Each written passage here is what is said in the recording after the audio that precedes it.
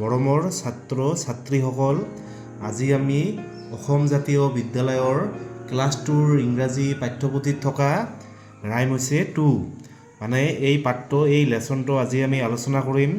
তোমালোকে ভিডিঅ'টো মন দি শুনিবা। মানে এইখন কি ধুনীয়া কবিতা হয়।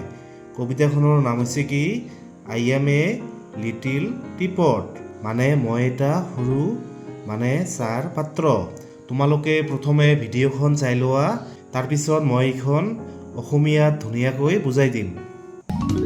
I'm a little teapot, short and stout.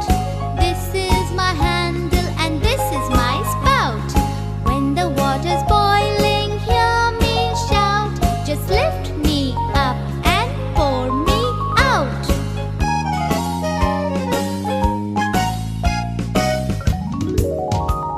I am a little teapot.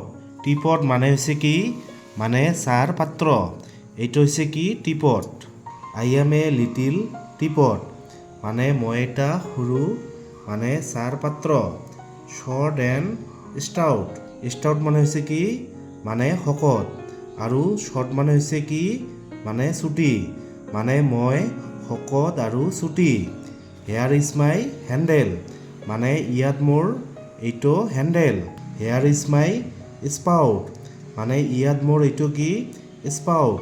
Spout মানে হৈছে কি মানে নল বা নলী, মানে ইয়াত মোৰ এইটো নলী। When I get all steamed up, মানে মই যেতিয়া ভাপ হওঁ বা মই যেতিয়া গৰম হওঁ।